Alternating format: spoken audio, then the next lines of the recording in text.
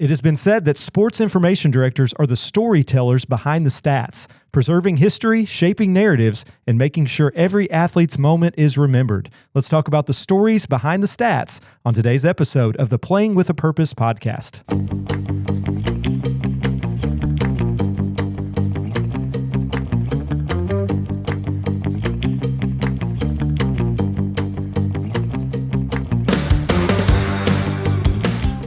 Welcome to the Playing with a Purpose podcast, where we explore topics related to the moral development of collegiate athletes and young people as it relates to character, responsibility, and purpose. I'm your host, Matt Barker, and today I'm excited to have a fellow sports information director with me, Mr. Dustin Semore, on today's episode. Dustin, welcome to the program. Matt, thanks for letting me come. I'm surprised you want me to talk to you, but I'm here. Well, I was saying fellow sports information director because I feel like once you're a sports information director, you kind of always are one because you're always around sports still. You never really leave it. Right. You just might have a different job. So you remember what happened the last time you and I were behind a microphone together, right?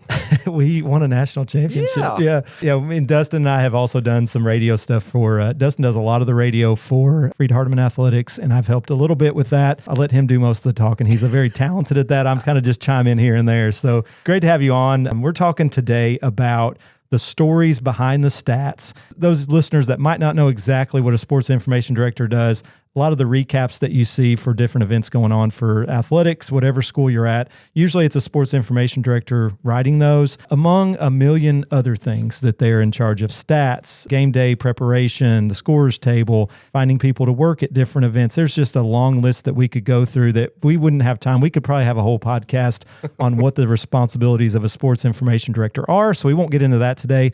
But I will let Dustin kind of explain a little bit about his background, just so listeners know kind of where he got, where he is today, background experience, some working experience, different things like that. Go ahead and give us a little background about yourself, Dustin. Well, I love how you always invite me to your classes, your communications classes, to talk about exactly this. And I know that you're hoping, that I talk about all the communications classes that I took, talk about the external internships that I took. So that's not my journey.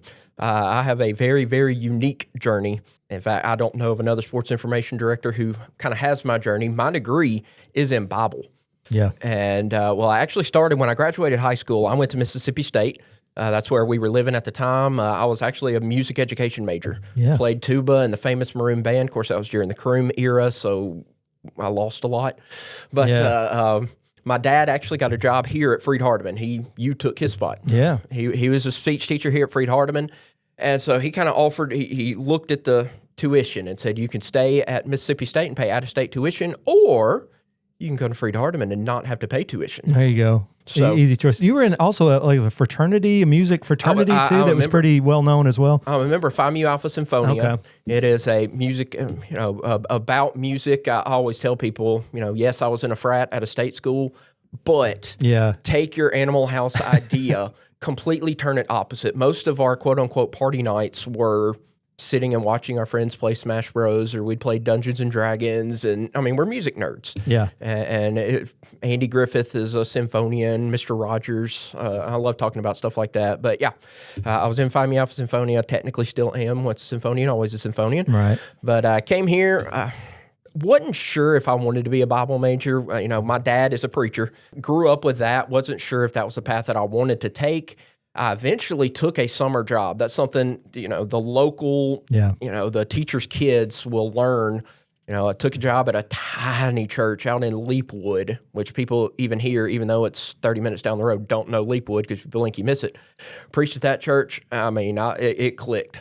And so was a Bible major, graduated here in 2014. But as far as the sports go, I actually got started. My roommate at the time, the play-by-play broadcaster for baseball, and was like, hey, do you want to come do color? I was like, I've always thought about that. It should be neat. Why not? Went, did that, loved it. And so I actually started here in the radio station. Looks a lot different from when I was a student here. Was this a production director, was sports director for a while. And then I actually met during that John Armstrong, who was the sports information director at the time, and he is absolutely my mentor. I talk to him almost every day. I did a great job, and I found out what an SID was. It's one of those nobody knows what the sports information threw you director, in the fire. Yeah. You don't know what a sports information director is, and I'm like, I love sports, but I'm drenched in sweat from walking from the parking lot up here. So I like sports, but I can't play them. Right. And so I learned about this SID job. I was like, hey, that's cool, but preacher's got to preach. Yeah. And so I graduated in 2014. One of my favorite things about what sports did, John wanted me to help cover volleyball. I knew nothing about volleyball. Yeah. I didn't even know that they were using rally scoring at the time. I was still doing the old school, camp style. But graduated in 2014, immediately went to work at a congregation in Alabama, and somebody in that area, it's a small town, everybody knows everybody, knew that I had radio background and asked, hey, do you want to be on the radio and call South Lamar Stallions? Absolutely. So did that for a while, enjoyed it. I still had my finger on sports information, on broadcasting. Then I go to work at a congregation in Arkansas, up in Piggott, Arkansas, and that's about 45 minutes from Crowley's Ridge College, another Church of Christ school. Olivia got to go to school there, finish her degree there. And if you think Freed-Hardeman is small, you should go to Crowley's Ridge College. Yeah. 150 students total, maybe. And so of the 15 staff members, they're pulling double, triple duty. And so I asked, hey, I have some background with sports information. Do you want some help? Please. Mm-hmm. Was they the were answer. More than willing to let you help. Please was the answer. So, I was still preaching full-time and would drive up there for home games and stuff like that, write the recaps and everything. And then at one basketball game, my dad texted me, Henderson's looking for a sports information director. Yeah. And, you asked me, I'd always said the only thing that could take me away from preaching full-time is to be the sports information director at Freed-Hardeman University. Yeah. Because it's that ministry aspect. And, I applied. It was one of those, I applied just so I can get it off the back of my head. Hey, I applied. I'm not. See what happens. Yeah. I don't have a degree in communication. I'm a preacher. I have half a year of part-time experience. And then Coach Estes calls me, and we interviewed. And next thing I know, I'm in Henderson for the national championship of softball. There you go. And about to start my 4th year. Yeah. And you're also preaching at a local congregation in Jackson. Yeah, right? Milan. Milan, okay. Preacher's got to preach. That's I went 2.5 years, and I missed it too much. Yeah. So I preach at the Cage Church of Christ, just north of Milan. Love it. That was something that was missing in my life. Like I said, preacher's got to preach. Yeah. Well, it's interesting, and you do mention this. You do have an interesting journey getting where you are today, but I think that really helps you in your job just to be able to see people in a different way. I think with your ministry background, ministers are constantly looking for the needs of their congregation. I think the same can be true. And me and my wife talked about this when I was a sports information director at a school like Freed-Hardeman. You're working with athletes that have a Christian background, some that do not. Mm-hmm. And so it's a mission field in that way. So talk a little bit about how maybe when you're writing different stories, you have a different probably perception that other sports information directors would due to your ministry background. You're looking at people in a different way than just how they do on the field. You kind of see the personal side of it as well. So talk a little bit about how you go about maybe bringing some of those stories to light when you're doing your writing and just interacting with athletes. Right. That's something, when I was talking to my dad about coming to this job, he left ministry to go to a technically secular job. It was a teaching job at a school. I asked him, how did he deal with that? And he said, it's a ministry too. Yeah. And so I consider this to be a ministry with a very unique mission field. Yeah. These student athletes, and I love them to death. And like you said, I don't see them as student athletes. I don't see them as athletes. I don't see them as students. I see them as souls. Yeah. And so that's a very unique perspective that I have. And so, I love talking about our devotionals. I love talking about that side of things. And again, that's difficult because some do have that Christian background and some don't. Yeah. Which makes those stories my favorite stories to tell are those who I love. Coach Elliott will bring in African. Mm-hmm. He has a pretty good pipeline with Africa, especially Central Africa, of 2 particular athletes that I can think of when I was a student. Came here together from Zimbabwe, didn't care a thing. They would readily tell you they were only here to play soccer. Yeah. Didn't care anything about it. And because of Freed-Hardeman, because of what it is, they eventually came to obey the gospel, and they're still strong in their faith. I know baseball players who did the same thing. It's a difficult journey to, I am a secular, I'm the sports information director. People don't want to read a sermon when they open up their recap. They want to read that. So it's a fine line I got to walk to do that. You mentioned soccer, and I think that's a good transition because soccer is one that we talk a lot about. I help a little bit with soccer, and stat-wise, soccer doesn't always tell the story of what's going on. We always talk about how defenders in particular, you could have a great game, a great match, but the stats aren't going to show it because you might have kept them from scoring so many goals, but they don't really show up on the stat sheet. So a lot of times when you're maybe writing recaps or just like knowing the story behind it, how does that kind of help you in preparing different things for that, knowing a little bit about the athletes going in? How does that help you, especially with these international students where you kind of know a little bit about their story? How does that help a little bit? That was also something I looked at, and I've noticed that a lot of our on-field captains, a lot of our more vocal people are those international students. Like now currently, Thabo Malaha is one that comes to mind. He is a field general out there. And while he does have, was a leading goal scorer, he's also a leading assist scorer. And he's everywhere on the pitch. Yeah. That's one of those things. Like I wish that we could get those trackers, yeah. so I could put in there. And that's another one of those things. Put the tracker. He ran 6 miles today in, Tennessee heat, and the defenders, especially if you look at our stat program, shots, saves, cards. That's all you do. And so those defenders aren't going to have any of those. And so that's one of I've got to write down certain things of, they had a really good opportunity here. It's not on the stat sheet, but you got to remember that they were able to divert that. And even if they're not, I know that they're chirping in their people's ears. I love being at practice too, because I can hear them. When I'm up in the press box or even on the court for a basketball game, I'm zoned into my stats programs. Yeah. I don't get to really hear what's going on. So I love going to practices, and the fact that the coaches don't do all that much coaching because it's the kids who are making each other better. Iron sharpens iron. So I think I hear that at every practice. Iron sharpens iron, from the Proverbs.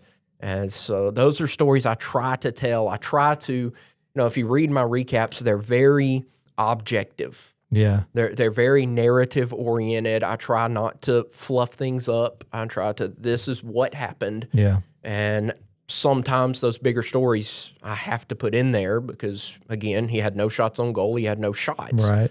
But I know that he helped a lot. So I try to do that. And also, I try to keep in my mind a balance of, okay, the last 6 recaps had this person's name in it 500 times. Yeah. Didn't mention this other player at all. Yeah. How can I highlight them? Well, I've got a rotator, a headline picture for the story. I like to, if I use Thabo in the headline, I want to have a picture of Thabo. Yeah. But we also have our update graphics. And so I purposefully choose on our score update graphics, on our starting lineup graphics, on our game day programs and things. I purposefully choose those other players who aren't going to be mentioned in the stories as often. So I don't want a student athlete to feel, well, he doesn't like me because he doesn't talk about me any. Yeah. Well, I don't really have much to talk about because I do stats. Yeah. And just because of your position, you don't have them. Yeah. And, we talk, I've talked in previous episodes about this. And the interesting thing about athletics is more so now with the social media age, there's so much information out there. And the perception that athletes have of themselves, the perception that they have of their abilities is stemmed from what's being said about me in the media. And, Right. and in this case at Freed-Hardeman, we don't have as many maybe national outlets. These Division I NCAA athletes probably have a little bit more of these national places talking about them. With Freed-Hardeman, for example, you're kind of the main one that is writing about our school. You're the sports information director. So it does take a little bit of a balance of who am I highlighting? The pictures. A lot of times, if people don't read the article, they're going to see who's on the headline. Right. And that's going to influence the athletes in some way or another. Right. Was I mentioned? How am I being mentioned? Is it a positive way, negative way? So in a way, you have a way of kind of shifting that narrative. Right. Whether we lost 4-0 or not, I contributed. I was able to kind of have a positive outlook on it because I at least, again, playing with a purpose. I had some purpose in this game. It wasn't for a loss. Right. And, I won't mention the team because I'll get in trouble, but I have been in trouble. A particular coach had said, your articles are too mean. Yeah.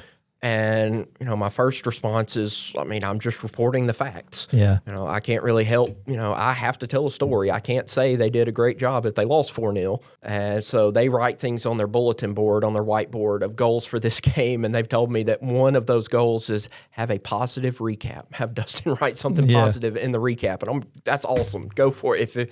I don't want to be your enemy. I want you to like me, but I write what happened. Yeah. You gotta be, again, like you said, objective in that way. Tell me a little bit about, maybe this is, I know just from my experience as a sports information director, not always a lot of time to do some of the stories we want to do, some of those non-sports related. We're so busy trying to cover 7 or 8 sports at a time that we might not have as much time. Maybe during the summer, this is maybe some more times you're thinking about that. A non-sports related story that you've told that maybe didn't necessarily make a lasting impact nationally, but on you personally, maybe something that really meant a lot to you. We were talking before we went on air. The things that are more important to me are the stories that I don't tell. Yeah. I'm in my office a lot. I always have my door open, and I can hear the student athletes come in, and I can hear them talk about, and we forget, I purposefully will never call them athletes. Yeah. They're student athletes. And so I can hear in the background, they're in their coach's office right next to me. They have their door open too. I can hear me and my boyfriend/girlfriend, whomever, we just had a really bad breakup. Yeah. Or, I've got this test coming up and it's really bothering me. And then it's game day. That person, if it's basketball, they go 0 for 10 from the floor. They have 6 turnovers. They're doing everything. And from the outsider's perspective, they're having a horrible game. Yeah. And you're doing terrible, don't take that shot anymore. But I know these are humans. Yeah. And they had a rough day. And just like we have rough days, sometimes that affects our abilities. Obviously I'm not going to get on, write the story, so-and-so was 0 for 10 today because they had a bad breakup. But because of that, I try not to harp on that. That goes back to my care about them. I try not to harp on the fact that, the nation's leading scorer, if it is, went 0 for today. I'm not going to bring that up because I know that story. So sometimes the stories you don't tell are just as important, if not more, than the stories you do tell. Yeah. Because they read them and they see what's being said about them. And they, if they're already having a bad day, they don't want to hear even more. I was talking to another episode to Matt Cook, and one of the things he mentioned as far as people that teach student athletes and different things, they remember things that the teachers or professors might not even really think about. He mentioned specifically, athletes don't always think about who's the most dynamic speaker. It's how they felt like they cared about them. Right. If a professor is more willing to work with a student athlete on something and generally shows that they care about how they excel, not only on the field, but also in the classroom, that sticks with them. And I think the same can be true with the athletic staff as well, with their coaches. If they feel a coach cares about them, they're more willing to work hard for them. They feel like the sports information director has their best interest. And a lot of that goes back to the storytelling aspect, that how they're being portrayed. So why do you think storytelling matters so much in sports information? It's not just sports information, it's life. People want their stories told. People need their stories told. It's how they're remembered. When we won the national championship, I'm going to bring it up as much as I can because we won a national championship. Big accomplishment, of the NAIA Sports Information Directors Association. The president, mailed a replica trophy and had a little letter on there. And I was just like, I'm the SID. They did everything. Right. Why do I deserve a trophy? I didn't do a thing.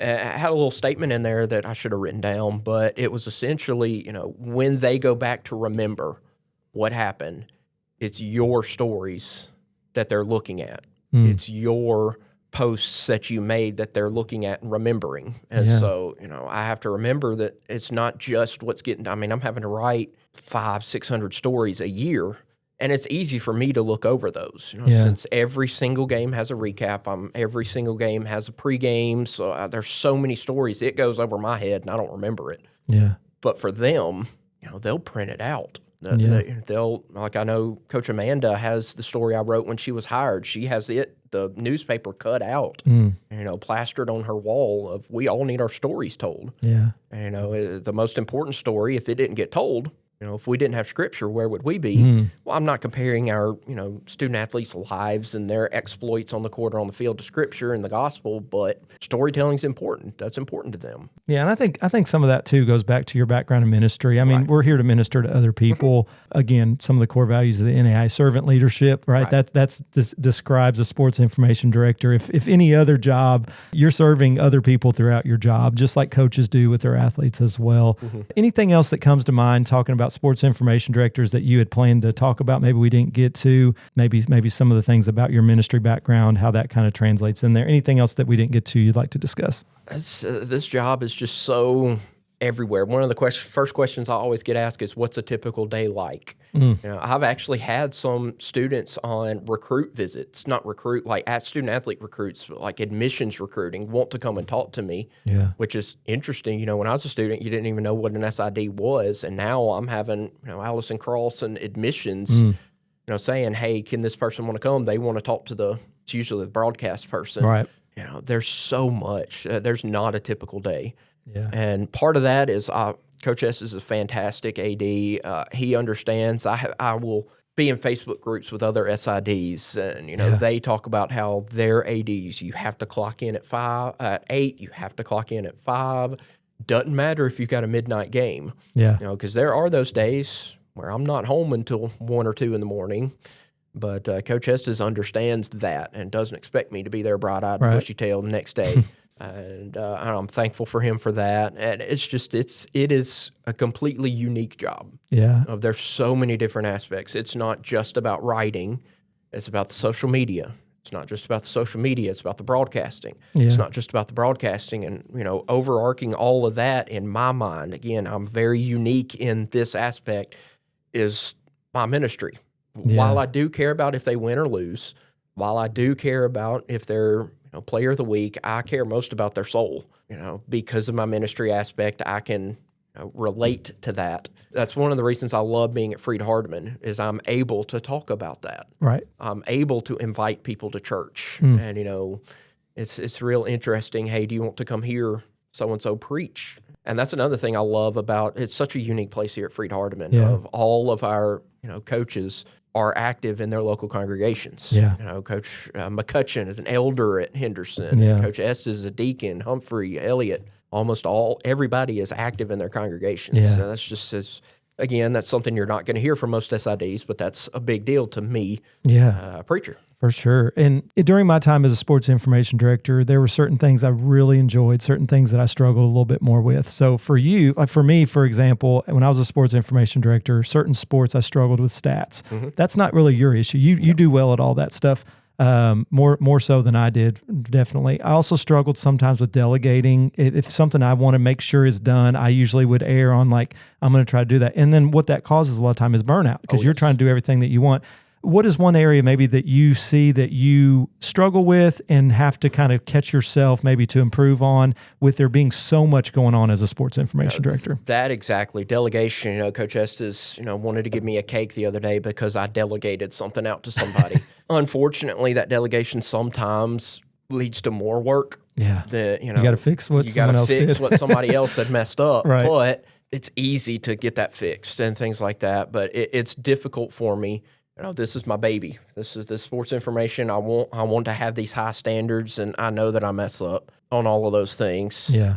Well, if you want to catch Dustin's work, go FHULions.com. It's all over there, Freed-Hardeman's website. He does most of the content for the website, all the stats that you'll see for most of the games, with the exception of maybe a few sports where he can't be 2 places at once. But even then, you're doing something from one place and you're actually statting from another place. So actually probably all the stats are his. You have seen me. Yeah. I will be broadcasting baseball, statting baseball, while also having the video of a softball game up. And I'm inputting the softball stats. There's a lot going on, and until you see it, you don't really appreciate all the different things that go into it. So I will say this from one former SID to another: appreciate the work that you're doing. It does make a difference. I know just from outside looking in now, all the different things you're doing, it's noticed, whether they know that you're the one doing it or not. Someone that used to be in that position knows all the work that's going into all these games. So we appreciate everything that you do for Freed-Hardeman, and I appreciate you coming on the podcast today. I know that summers are a little bit easier getting you in, but I know if I was going to get you in, it needed to be season 2, because during the season, it's harder to get you and the coaches in. So this is the time to do it. So I appreciate you coming on, Dustin. Thanks for letting me come. All right. Thanks for joining us for this episode of the Playing with a Purpose podcast. Special thanks again to Dustin Semore for being my guest this week. Be sure to listen to this episode and future episodes on Spotify or anywhere you listen to podcasts. You can also catch the Playing with a Purpose podcast on the Freed-Hardeman Athletics Champions of Character website at gofhulions.com/champions of character and on the NAIA Champions of Character website at naia.org/champions of character. Join me for our next episode as I talk with Freed-Hardeman Assistant Dean of Emerging and Innovative Programs, Dr. Jared Gott, on the topic of faith and competition. And remember, winning isn't just about the scoreboard, it's about the character we build along the way. We'll see you next time on the Playing with a Purpose podcast.